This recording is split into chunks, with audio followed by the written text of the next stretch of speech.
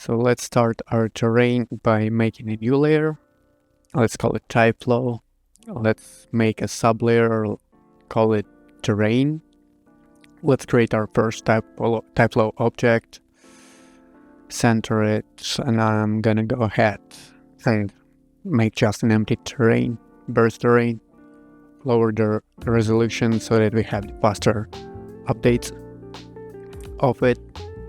Now I'm gonna create a dummy object. This dummy is going to drive our terrain's position, maybe rotation. So let's make a layer of terrain helpers, put it into a terrain layer. Let's rename the dummy. Let's call it helper dummy terrain foreground. Let's center it. And let's bring in our terrain transform operator. Let's pick the dummy and let's change the scale to the absolute value of 600. And this scene is in meters, so this value means that our terrain is going to be 600 meters. And by default, it doesn't matter what you want, it's going to create 250 by 250 terrain of your scene unit. So now I'm going to move it a little bit behind the camera, just a little bit, so that we have the nice reflections in it.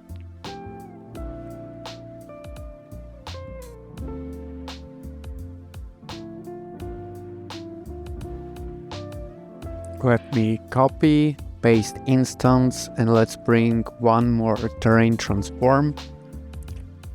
Make sure you put the multiplier value of the scale not into the multiplier but to the absolute 250 and not the way what I did, because here I just forgot about it and changed it later on.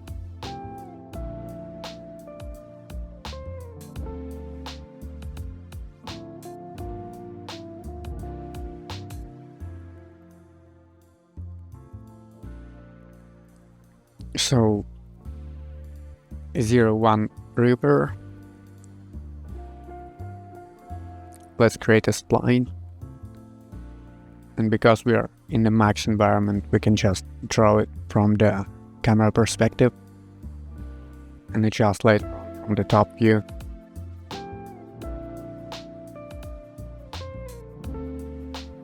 You can see it's kind of messed up.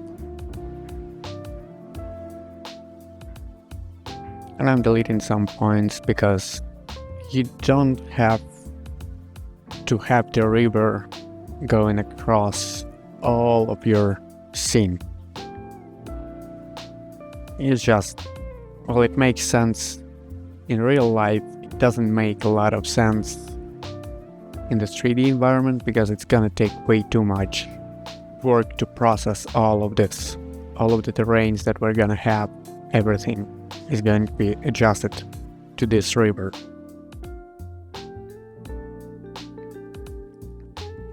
I'm just making adjustments from the top view to make the shape more cohesive, more natural. And when I start making this scene, I'm always trying to think ahead and think about how to make things more procedurally, so that if I want to adjust something, I don't have to go over every single individual object and adjust those accordingly. So in this scene, everything is going to be driven by this spline, meaning that if later on I would like to change the river shape or size, I can just adjust the spline and the terrain will follow, and everything will just update automatically by this river. So you can see I'm referencing the first spline on top. I'm putting the first spline on top, referencing it, putting it back to 0, to create the body itself. And there's not the only correct way to do things. It's just the way I did this particular river, but you can just create a plane and, path deform it to your liking. Now let's open the terrain itself and bring object to terrain. Let's pick our river. It's important to put the object to terrain in between first and second terrain transform, because this way we have the correct scale of our terrain, the final scale. And later on, when we're gonna do some noises, some other stuff, that's just the TyFlows. It needs the base scaling of the terrain, meaning 250. Otherwise, you'd have to adjust every single parameter of it if you want to change something accordingly.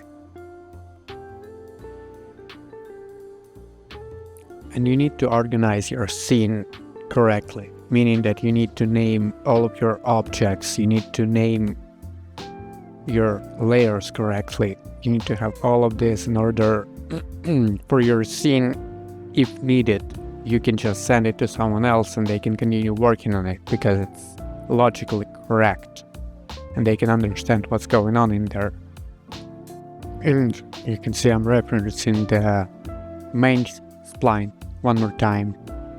I'm gonna call it the render body and I'm just gonna put it to 0. I'm gonna bring all of the other splines into the terrain helpers layer, turn it off, and just bring the render body to 0 and make the bigger extrudeness of it. So yeah, now we have the river itself. So if we adjust the main spline, everything gonna adjust accordingly. And I'm going to bring up the helper just a little bit above the 0 level so that we have some sort of a shore on top of the water that is at 0.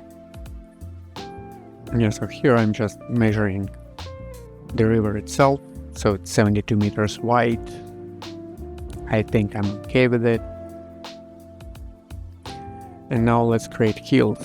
So we bring in the plane, and the height is an approximation of what you see in here, so probably somewhere around here. And I'm just modeling this as the shape of the hill, the very top of the hill, yeah. And you don't have to match it very accurately, but the more the better. And I speed up this process. We're gonna do this quite a few times, but this is why I love TyFlow, because the TyFlow terrain, because you can model it on the fly and have the TyFlow updated terrain at the same time, meaning you don't have to do import, export, you don't have to do any of that. So here I'm bringing in another object to terrain, calling it hill screen right bottom. And I'm gonna bring it after the river, because the river shouldn't affect the hill, but rather the hill should affect the river in this case. The fall off is going to be around 25. Yeah, you can see we can make any adjustments and it'll update automatically. So no import, no export, no kind of going in the dark, not understanding what exactly are you doing. I'm creating another plane for the second hill on the left. I'm gonna repeat the process, so I'm going to model it out.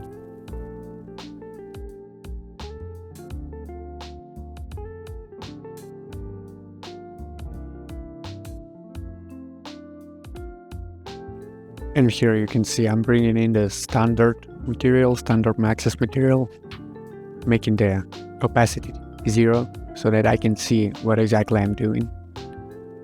Behind object, I'm turning on the edge faces mode to see the shape, but to see the underlying image as well.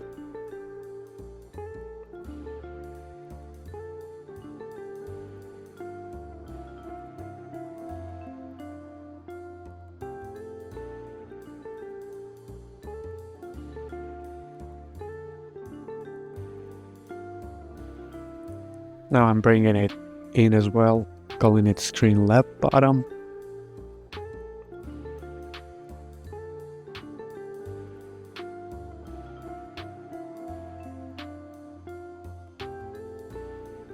And you can see, if you want it to be smoother, you can just place the open subdiv, turbo smooth, whatever you want. And you can also, after the fact, adjust the position. Now I'm gonna go over the far hill on the foreground. I can see if I'm trying to figure out the placement of the hill, its height. I'm just gonna model the rough shape of it.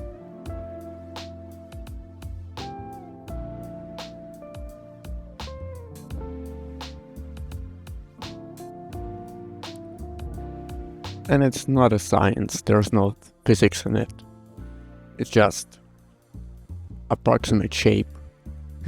Here you can see that we don't have enough terrain underneath. So I'm gonna go back to terrain and make it a lot bigger this time to cover everything that we need.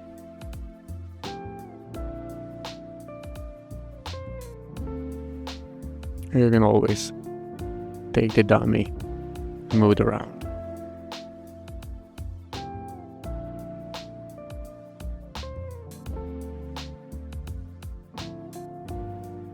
I'm gonna bring in the last hill on the right side. I'm gonna rename this to screen right mid.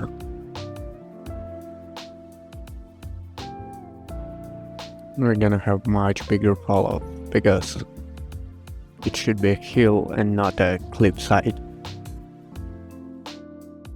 Here you can see I'm going to duplicate this hill, move it further back to break up the elevation levels in the far foreground.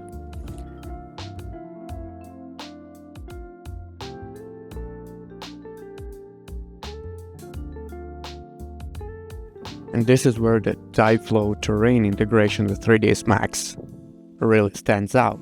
Any changes you make update automatically, making it easy to experiment. And I'm gonna reposition these hills.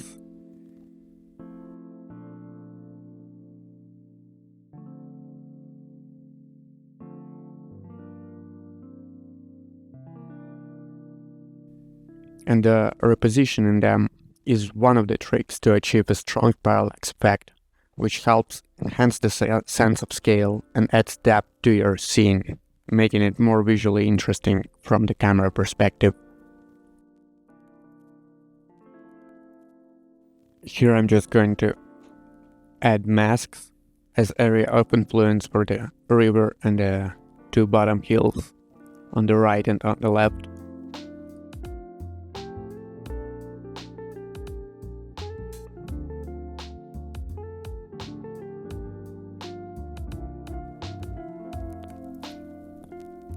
So here I'm starting to add some noises, mask them out, area of influence to not influence the river, and all of that good stuff that we made with our objects to terrain operators. You know, a bit later on, I will see that nothing seems to work the way in TyFlow everything should work. I was a little bit perplexed. That's why at the beginning I said make sure to put the value to absolute 250% in terrain transform in the second one, because right now I'm gonna do a lot of noises, a lot of erosion effects, just effects on the terrain, and later on I would really be a little bit perplexed as to why everything seems to be so incorrect scaling wise.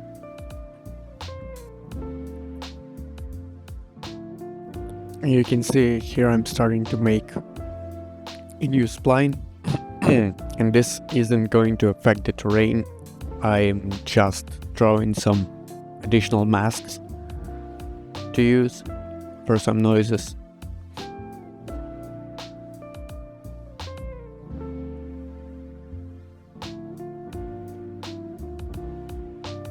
And as you can see, it's just using the area of influence mask. It doesn't affect the terrain. You can see I'm adjusting the position to make sure that the mask isn't going on top of the riverbed. Now the noise only affects that mask over there. And I'm just looking here to have some sort of interesting hills in there with a nice little parallax, just to break up the flatness and to have something more interesting from the camera perspective.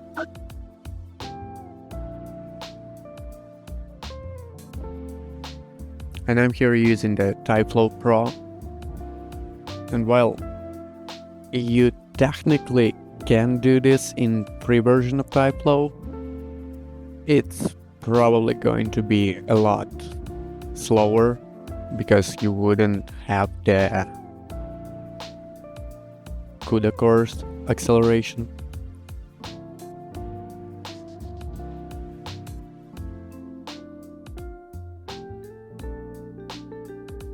And as I mentioned earlier, it's pretty important to rename your stuff, because the more complex you go, the more the chances are that you're going to forget whatever you did.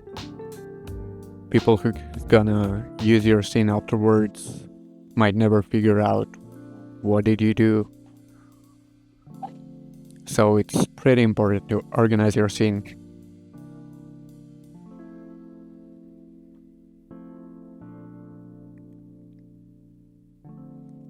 Here I'm going to do another version of the river mask.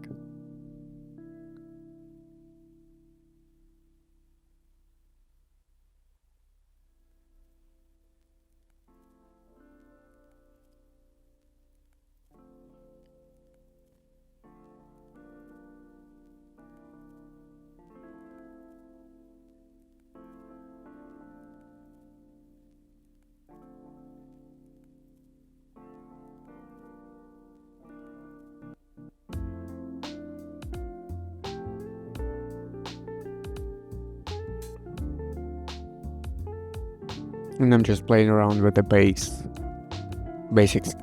TyFlow presets.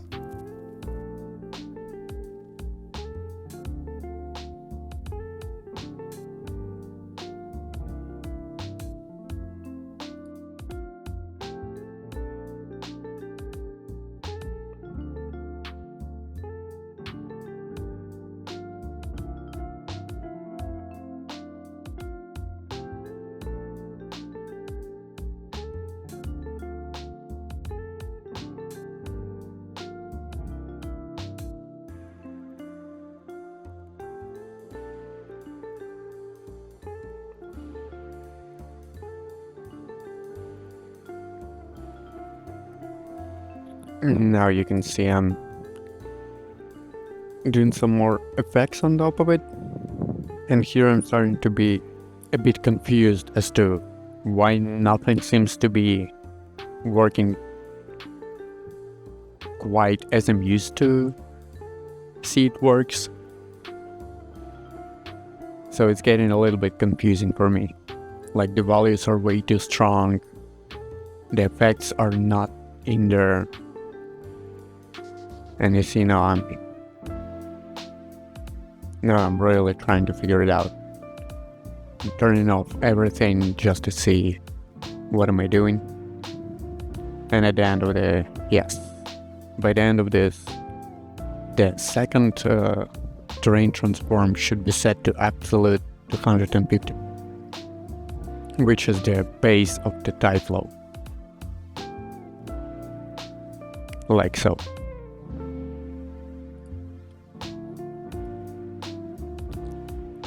And now I'm going to turn on every operator one by one and adjust the scaling and all of the numbers to fit the correct scene scale, scene size.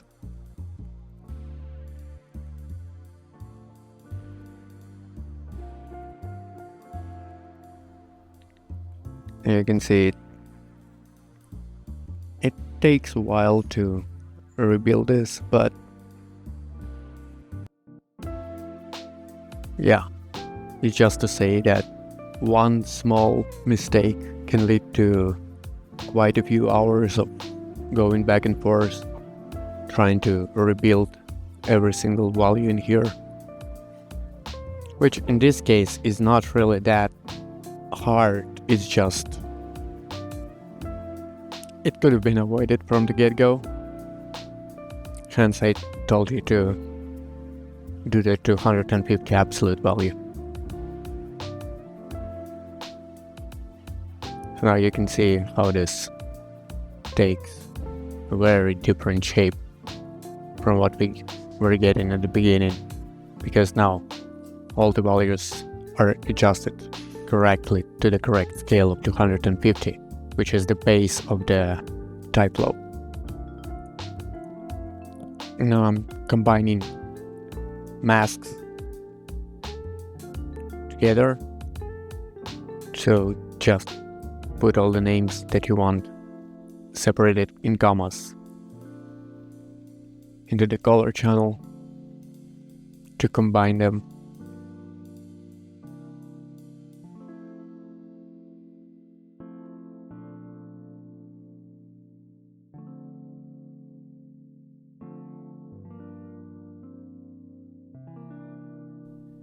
This plateau effect is really good in breaking up the shapes of your heels to make them look a little bit more starry, or maybe, well, to give them a little bit of that terracing effect.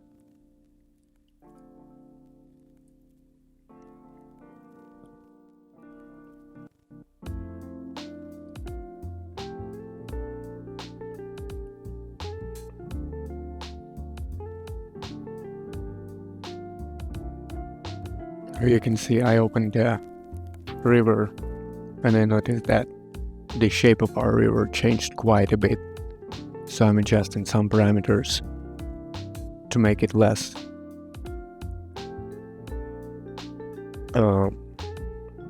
destructive for the river shore.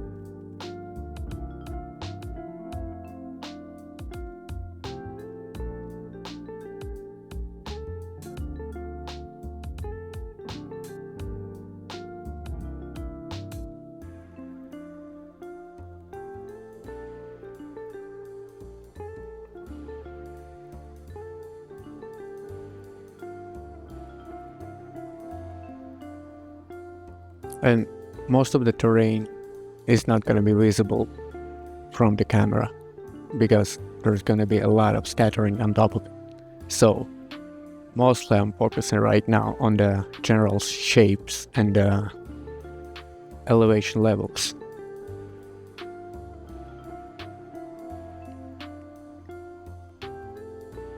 The more breakup you have in the shape or in the elevation, the more interesting it'll be in the final shot when you have all of the scatters on top of it, because you're gonna have different layers, and then when you put a fog on top of it, it's gonna break up even more.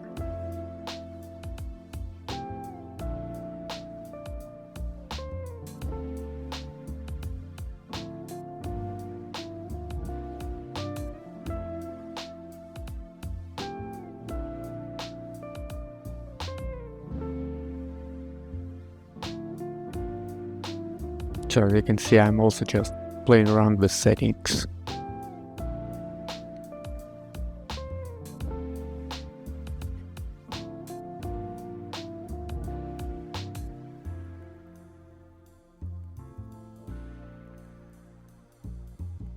And there's no hard science about this. All I'm doing is just looking at the final result and thinking, do I like the way it looks or not?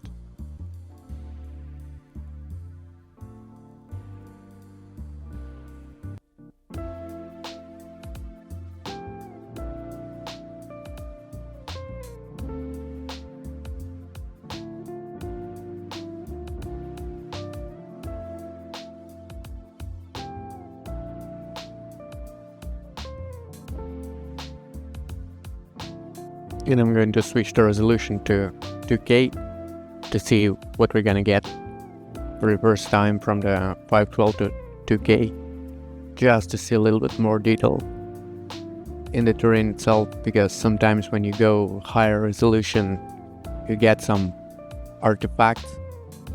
And I'm gonna bring the terrain color. I'm choosing the preset of grassland ridges.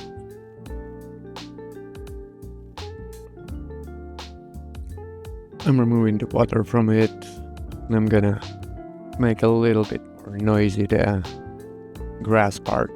Now, the thing about the coloring in TyFlow, it doesn't matter in what program, it's just the diffuse values, right? But you want to use your own shaders. So these textures are generated from the terrain itself, are gonna be drivers for your shaders to take the value of the diffuse, if that makes sense.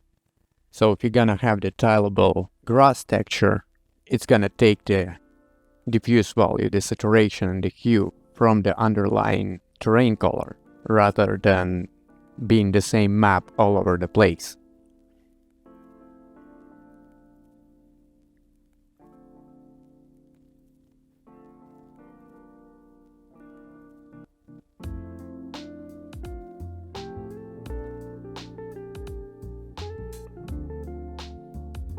Now I'm switching back the resolution just to work a little bit more on the terrain itself, because I noticed some of the weird stuff going on around the shore of our river, which is the most important part of this whole environment, because it's our focal point and it's the most visible in this whole area.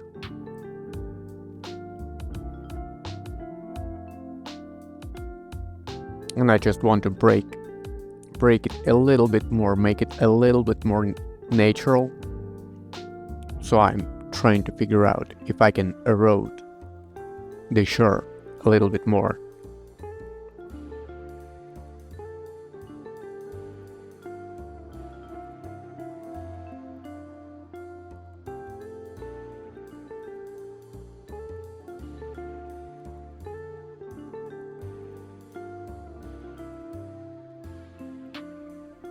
So you can see I'm just trying to make the color variation be a little bit more present.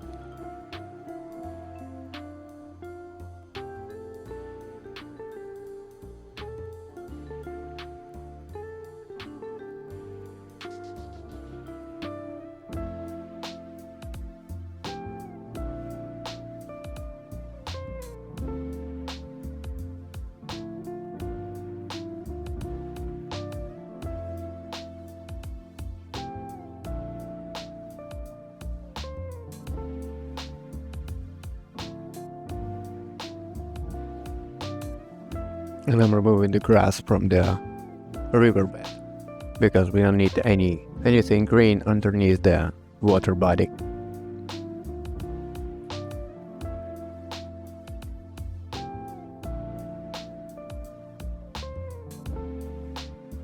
Now you can see I'm going back, adjusting the front hill.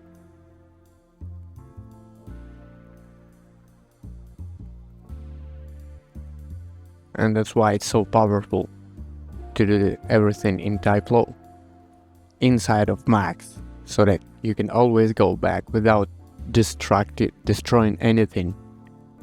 Adjust some things and it'll just update automatically to your needs.